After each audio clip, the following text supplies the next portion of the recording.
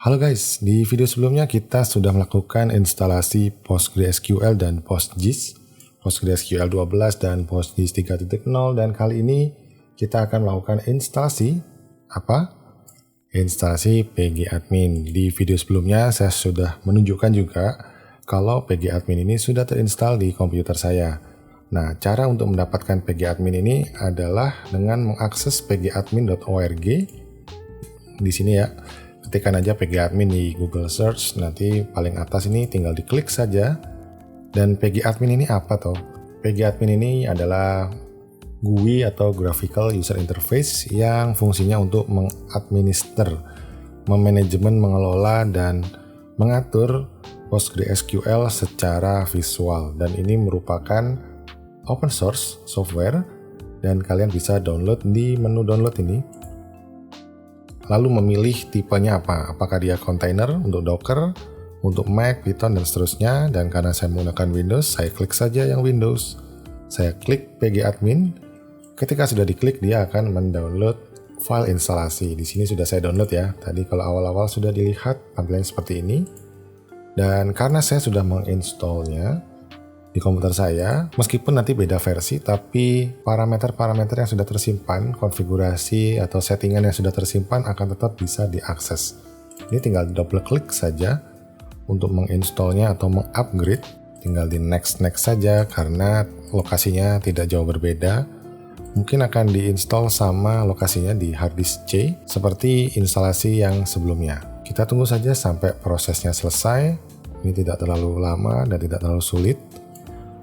Dan sambil menunggu proses instalasinya, kita juga bisa mendownload QGIS. Kalian tinggal search di Google Search QGIS, buka websitenya, klik download, dan sesuaikan operating system kalian. Karena saya menggunakan Windows, ada dua pilihan, yang long term support ini atau long term release. Ini adalah 3.10, saya menggunakan Windows 64-bit. Kalau mau yang latest bisa 3.16. Dan untuk operating system lainnya juga bisa di-download. Ini ada Mac, Linux, dan Berkeley Software Development atau BSD. Saya menggunakan Windows, saya download versi 3.10. Dan ini juga tidak sulit. Cara instalasinya, kalian tinggal klik saja installernya. Ketika sudah terdownload, tinggal di double klik. Menginstalnya mirip dengan pgadmin ini. Nah, ini tinggal di finish. Launch pgadmin 4. Dia akan langsung nyala seperti ini teman-teman. Begitu pula nanti instalasi QGIS. Nah, karena QGIS di komputer saya sudah terinstall, saya langsung akan membuka aplikasi QGIS, dan nantinya kita akan mencoba mengakses. Ini sudah terbuka pgadminnya. Nantinya kita akan mencoba mengakses PostgreSQL yang sudah terinstall di Ubuntu ini, dan ada PostGIS-nya dari QGIS. Sementara kita coba akses dulu database-nya. Ini ada master password bawaan dari instalasi sebelumnya ya teman-teman. Nantinya kalau kalian ingin membuat koneksi terbaru ke server, tinggal mengetikkan klik kanan ini, create server, lalu kasih nama yang mudah diingat, dan connection-nya, IP address-nya atau domainnya. Di sini saya sudah ada. Saya buka ya, ini VMware Ubuntu dari tutorial sebelumnya. Namanya VMware Ubuntu, connection-nya, IP address-nya VMware yang ada di kanan ini 192.168.0.150, atau saya bisa membuat lokal PHP 72 atau 73.net. Kenapa kok begini? Ada di video sebelum-sebelumnya ya. Kita sudah men-set DNS lokal di komputer supaya bisa mengakses IP address menggunakan domain name-nya. Namun biar gampang IP address saja. Dan supaya bisa diakses tentunya ada konfigurasi PostgreSQL-nya di VMware-nya ini di Ubuntu, dan itu juga sudah dijelaskan di video sebelumnya. Saya login menggunakan username Irsyad dan maintenance database-nya PostgreSQL. Ini saya cancel karena tidak ada perubahan. Kita tinggal connect server, klik kanan connect server atau double klik. Nanti dia akan meminta password dari username yang sudah tersimpan. Ini passwordnya juga mau disimpan silahkan, tapi baiknya tidak. Kita klik OK. Dan kita lihat nih. Yang sudah PostGIS adalah peta tematik, Di sini extensionnya PostGIS dan skemanya adalah publik, tidak ada skema yang lain. Kita bisa melihat di tabelnya sudah ada Spatial Ref System. Kita buka isinya apa sih sebetulnya. 100% rows. Ini adalah referensi-referensi spasial yang akan atau bisa digunakan untuk database yang lainnya atau tabel-tabel yang lainnya maksudnya, yang masih di database yang sama ya, karena sudah ada ekstensi PostGIS di database peta tematik ini. Selanjutnya, bagaimana kalau kita mengakses dari QGIS dan bagaimana kalau kita memasukkan data shapefiles atau data vektor ke dalam PostgreSQL ini atau database peta tematik. Saya juga sudah mencontohkan, ini ada file shapefiles yang isinya ini adalah jalan-jalan di kota Bandung dan ini saya download dari servernya OpenStreetMap. Sekarang kita buka aja QGIS Desktop 3.10. Ini saya taruh sini aja buat perbandingan. Nanti kita bisa melihat perubahan tabel yang ada di sini.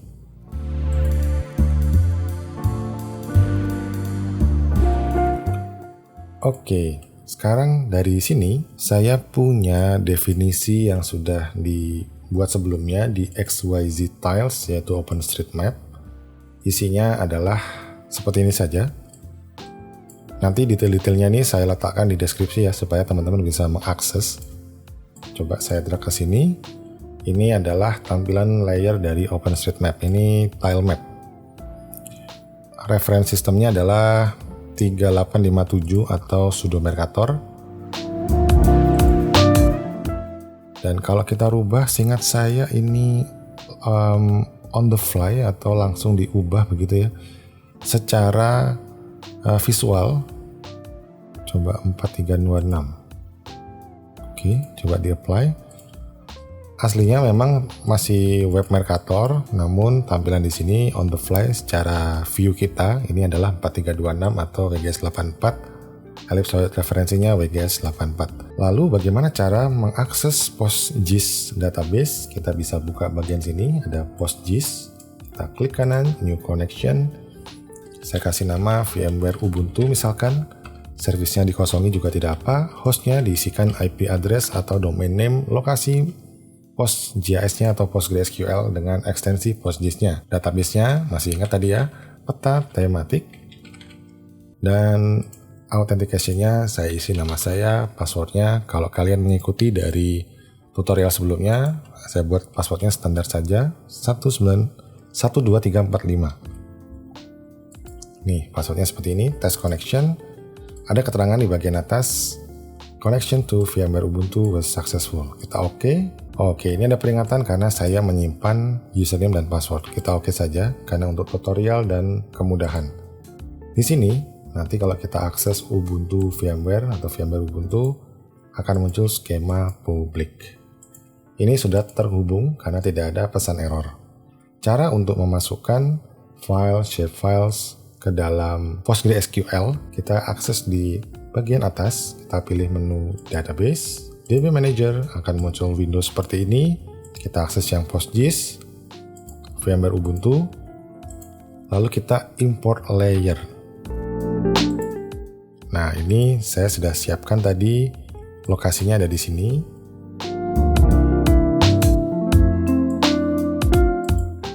Atau ada di sini ya. Jadi ini file aslinya tempat saya menyimpan sebetulnya. Ini file aslinya atau folder aslinya tempat saya menyimpan ada di sini. Namun saya siapkan juga di sini ya untuk kemudahan biar jadi satu, saya pindahkan ke sini saja. Oke, kita klik yang bagian tutorial GIS_Jalan Bandung ini. Kita open. Primary key oke. Source-nya ini seingat saya dia bukan 4326 ya. Kita kosongin saja karena saya tidak yakin ini. Buat teman-teman yang mengetahui informasi, kalau kita mendownload Polyline dari servernya OSM itu sebenarnya dia bawaannya apakah 4326 atau masih web Mercator ya. Oke, hanya dua ini yang saya centang opsionalnya. Kita oke, tunggu beberapa saat sampai semua file, semua data-data ini itu terupload di PostgreSQL-nya. Nah, ini sudah muncul, import was successful. Nanti di bagian sininya sudah ada muncul tutorial JIS Jalan Bandung. Dan di bagian kirinya skema public, di dalamnya juga ada tutorial JIS Jalan Bandung. Kalau kita drag ke sini, apa yang terjadi? Harusnya isinya, nah seperti ini teman-teman. Ini jalan-jalan yang ada di Bandung, kita lihat ya.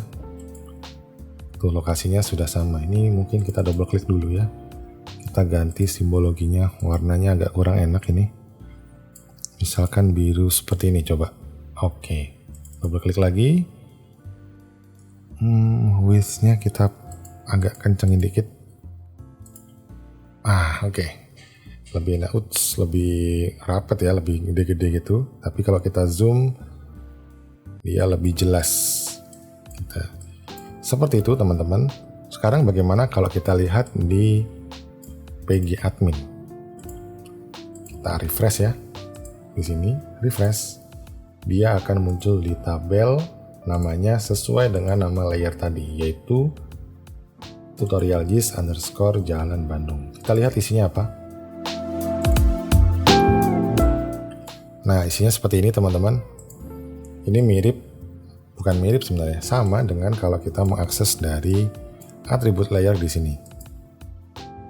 Atribut table maksudnya.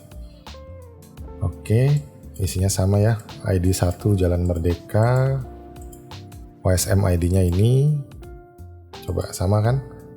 ID 2 OSM ID-nya ini Jalan Cicendo, dan seterusnya dan seterusnya.